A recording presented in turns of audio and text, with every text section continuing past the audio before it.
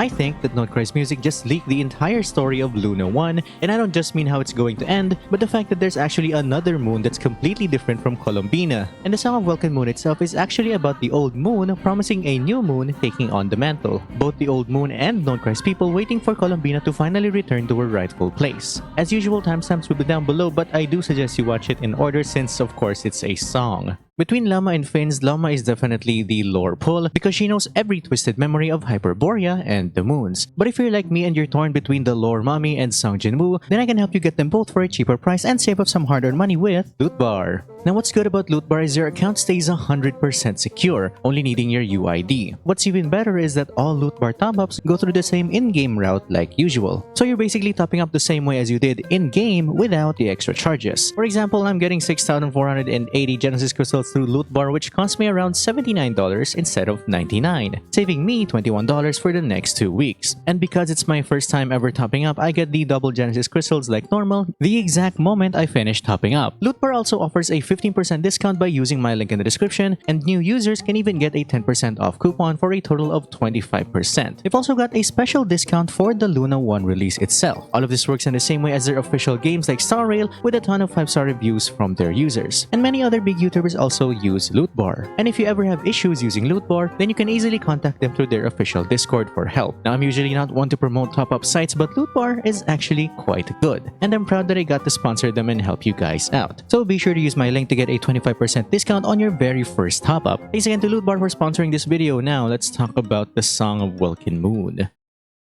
This hymn from Krai sounds soft and solemn with the energy rising at the 4th verse, but if you look into it, it reads like a coronation speech, a succession between the old and the new moon. In just a few short verses and lines, it names a fallen city, Hyperborea, it calls for a new moon, Columbina, and it tells everyone to reject the false radiance, the false sky, and Celestia. Simply put, this is 2 moons in 1 crown. Now we're going to read the lyrics straight, connect the images, and show how a ritual performance becomes a public succession from the old moon to the new one, who is Columbina. And we already have the perfect moon chanter to bestow that prophecy to her, and she's the first character you're going to get from the Frost Moon Scions.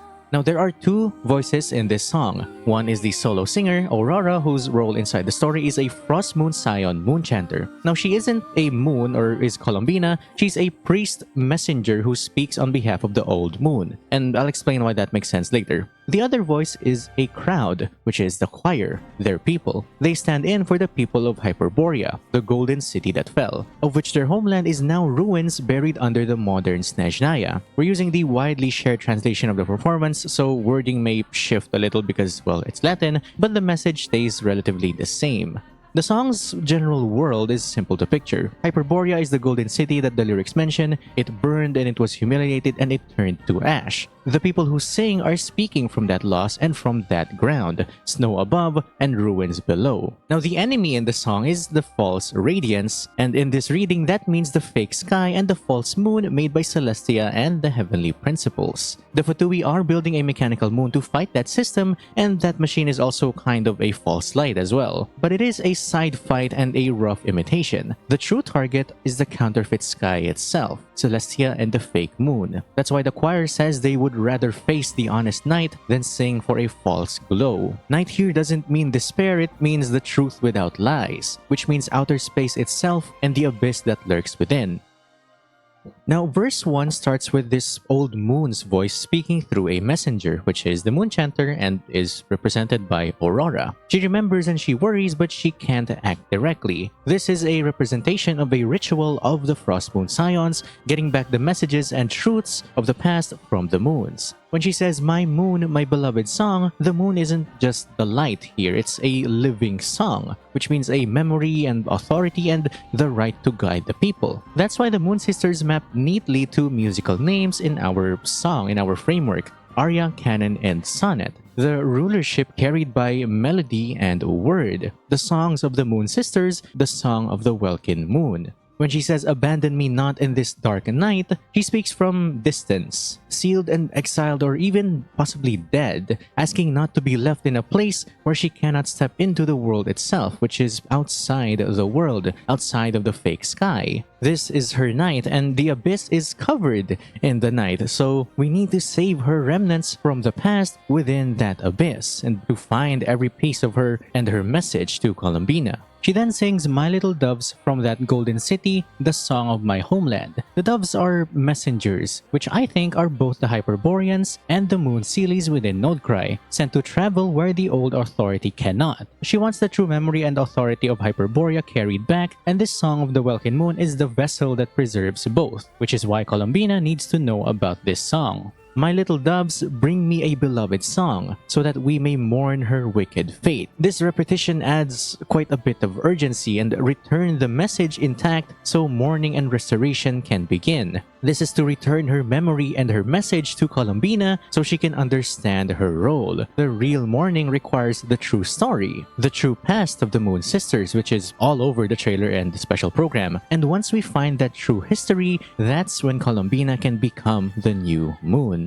Now at the end of this verse, she says, "Please tell me, in that land tainted by evil, are my brothers and sister still weeping for their destiny?" Note that she says brothers and sisters as the moon. There's a single moon sister, probably they're still alive, and there are other moon people, brothers and sisters, who long for their destiny, not just the Hyperboreans. These are the little doves. And that remaining sister or maiden is of course Columbina. She openly names the corruption ruling the narrative, which is Celestia, and asks about the survivors from Hyperborea, of which have now become the Frostmoon Scions. She can care and ask for help, but only from afar and through these fragments of her song. So a living and present Moon Maiden will have to take on the mantle and lead her people. This is why moon chanters like Lauma has to find all of these fragments for the song, because it's the key information and message that Columbina needs to fulfill her role. This is the entire point of the Welkin Moon prophecy. Now verse 2 is where people then answer from the ground under the false sky, the false radiance. These are the people of Hyperborea and generally representing everyone in Tevat. They state the misery and their call or yearning for the true moon, and swear off of the fake light, which is Celestia, the one who created this false world, this sheltered eternity. When they say, "When shall misery pass us by, and when shall we know joy again?" this is every single day of their mourning talking. It asks when their misery will end, when the Fatui will stop, or when Celestia and the fake sky falls, and when the real moon rises. The simplest question is also the sharpest. When does the suffering stop and their labor finally bears fruit? Next, why does our devastated homeland now lie buried under the nettles? This represents Hyperborea, the kingdom who worship the moon and now reduced to ruins, and their people becoming the Frostmoon Scions. Time and neglect have smothered and destroyed these ruins and is now replaced by the pragmatic and disdainful rule of Snezhnaya. And the remaining pieces of their true homeland in Krai are left to rot because no one is allowed to heal it. This is why you can see them residing in these ancient civilization ruins, because it was once their old paradise. Which might mean that Hyperborea is the unified civilization and it was way bigger than we thought. But I digress, and that's for a different video, the origins of Krai and Snezhnaya, which you can watch here. When the people sing, "O moon benevolent mistress, where are you?" these aren't just invoking symbolisms. They want the real guide now, like right now, because their people can't take much more of these attacks from the abyss and the Fatui. Their faith is slowly fading, and their grief is constantly rising with the amount of people dying in Krai, which is evident in the trailer and the special program. But Columbina doesn't have all the pieces of the past and therefore cannot ascend, and the moon chanters can only do whatever they can with whatever fragments that they can find. And this grief and desperation is further spoken out when they sing, "Why do you not cast your gentle radiance upon the world?" They point out that the true light is absent, which implies something counterfeit or fake is shining in its place, which is Celestia and the fake world that they have, but also that their desperation for the true moon's light is showing. I hazard a guess that in the story, a lowest point for the Scions and the people of Krai is going to be shown. They sing, "Look at this lightless, pitiable land. land. Truth is powerless against the venom of shadowy lies, which is a mix of the false light of Tevat deprived of the real moon's light, hence why they still call it Lightless World, and the abyss which constantly crawls into the world wanting to consume the moon. They diagnose their present world as dim and ashamed, and they name the system, which is created by Celestia, poisoning this world, a propaganda that smothers the truth and venom of shadowy abyss. And at the end of this verse, they call out their fate if the true moon doesn't rise. We would rather let that frigid night of death blind our eyes than sing in disgrace for a false radiance. This is the oath that defines the song. They choose honest darkness of the night even if it's harsh, over a lie of this false world and the false sky. Now if the Fatui's mechanical moon appears and is completed, it fits as another false lamp to them. It's noisy and bright and still not the real answer, because the only answer to these Hyperboreans, to these Frostmoon Scions and the people of Krai is the moon itself, the true moon, Columbina.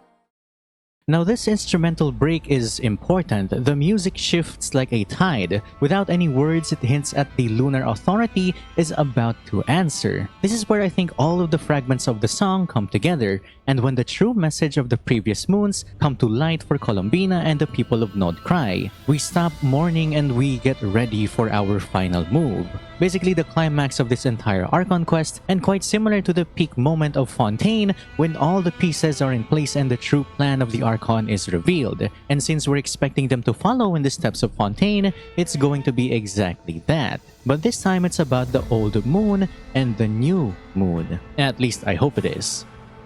In verse 3, the people stop lamenting and commit to return under a legitimate leader, like an uprising or an action to move. At this point, Krai's people are pushing back against the Fatui, and the Scions especially are driven to find every fragment of the moon's true past. Basically, they're going on the offensive, even if it costs them their lives in the process. And the lines in this verse tell exactly that. When they sing, "We shall not sing songs of lament, even though our hearts be stung with sorrow," this is them ending their passive grief while admitting the pain of loss that they will inevitably get for proactively fighting back. Courage replaces despair, and their words become a declaration of war. Now I'm guessing this surge of energy comes after the moment Nasha Town is attacked by the Fatui in this trailer. They also drive their grief deeper as their new motivation to fight by singing what tears can wash away calamity and what mournful dreams can bring back our homeland, which is them fighting back against the Fatui and claiming their once ruined kingdom, Hyperborea, which is sitting right underneath Snezhnaya. Tears and nostalgia can't repair what was broken, and only real steps will. Now it's plain and simple, they can't wallow in their grief because they need to find the moon instead of waiting, which is them pushing back against Snezhnaya and probably trying to invade Snezhnaya at some point. Now here's where it gets really good, because they say that the Golden City was devoured by flames and she was once bound and humiliated. They speak of a catastrophe that engulfed Hyperborea in flames, which is entirely different from when Hyperborea was destroyed by the Celestial Nails. This means that something else happened before Celestia took notice, and Hyperborea was first overturned by their own people, which would explain Snezhnaya being created on top of it and why the Frostmoon Scions left Hyperborea, which is now Snezhnaya, to begin with. A new order was created, and the leader who started it all was the Bel-Yi Tsar, the first Cryo-Archon. When they say she was once bound and humiliated, they're singing about when the moon was bound to the Primordial One's law. This is when the moon itself is connected and bounded to the divine throne. They were supposed to be guiding the people, but now that guidance is shackled by the usurper. This next line is where the biggest lore drop about Columbina's origins are. But she will one day rise from the ashes and with hope lead her people back home. Renewal is promised, not if, but when. And a leader is implied inside that promise. This is where Columbina now steps into the frame as the new moon who rises from the ashes of their once fallen kingdom and leads a new people through Krai back into Snezhnaya and reclaiming what was once Hyperborea. This also implies that the new moon is a reincarnation of the old one, meaning that Columbina is indeed the old moon but in a new moon body. A common practice for Genshin Archons, and all she needs to fulfill her destiny is to regain those true memories of the moons, and the Frostmoon Scions as well as whoever is on the side of Krai is going to help her. In verse 4, the succession finally goes public and the fate of the world and the sky changes. The people fight for the cost and fate itself will answer the result. Now I'm going to guess that the Four Shades will also have a hand in this because the laws of Celestia will be crossed once the fake sky is broken. But I also theorize that another paradox will happen, just like with Fontaine and Natlan. In this verse, the message between the moon and the people now combine into one single movement. The moon chanter first sings, "O moon, illuminate this land once more," which is the old acknowledging the new in public. This is when the succession takes place and the old moon gives their message to Columbina as well as their authority of the moon. The people then answer, "Awaken, new moon," even if all that remains is torment. The people accept the cost of truth and still call the new moon to rise even if it costs them their lives. This is now them fighting back with all that they've got. Aurora sings again like white doves soaring through the night, the first sign of their return. The moon chanter's line, "The moon sealies, the doves, the Hyperboreans," moves freely again under the rightful rule, without Celestia and without the fake sky, which is supposedly the moonlit world, the old world.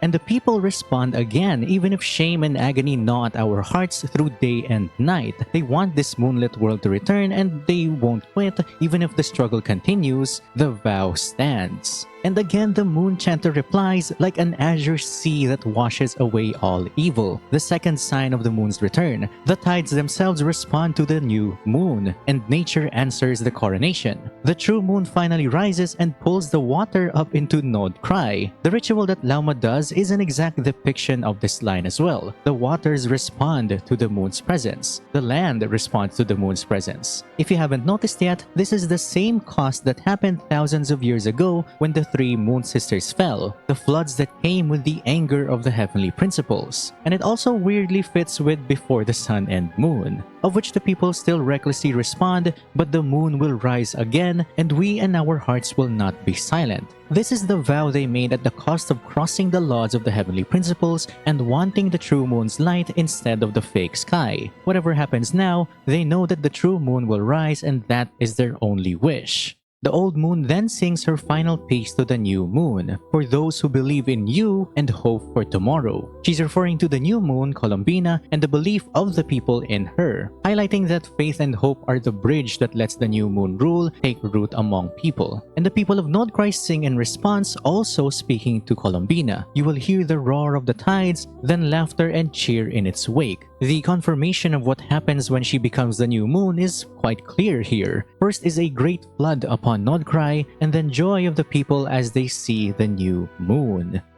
Next, the new moon sings of the will that she and the other moon sisters wish upon the new moon. A parting message to Columbina, if you will. "We beseech you, rise new moon, O new moon pure and unblemished." This is followed by a final decree for what comes next for Columbina as the new moon. "With you I cast off suffering, and for all living things wipe away their tears." Finally, the song ends with a combined shouting declaration, "May the moonlit world know light once more." This is a declaration recalling the once moonlit world where the moons guided its people, the old world, and a world where humans prosper under the moon's rule. This honestly reflects back to the Pale Princess and the Six Pygmies, where the people of the moonlit world and the world itself is shielded by the moon's light instead of a false world like Tevat's fake sky. In that world, the Night Mother couldn't handle the moon's light, which is theoretically a representation for the Abyss. And the only thing that could destroy and stop the Abyss is the Moon Sisters' light. This also means that the next volumes of that book will also be released once we enter Nod Krai or Snezhnaya, because this region is all about the history of the moonlit world and how the original world was supposed to be.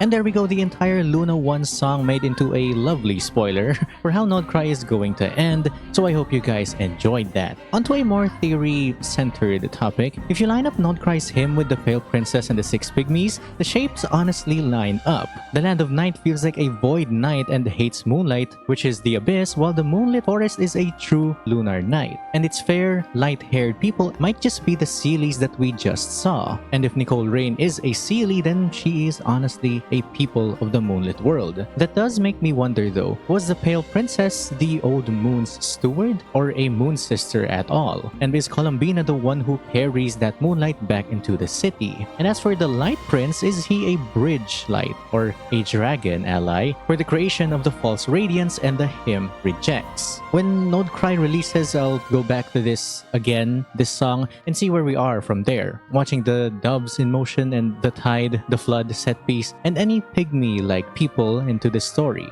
But that's gonna be it from me. I'll see you guys in the next video, yeah? Thanks again to Lootbar for sponsoring this video. Now like, comment if you enjoyed, subscribe, and hit the bell for more of my ramblings, and stay mad, theorists. Bye!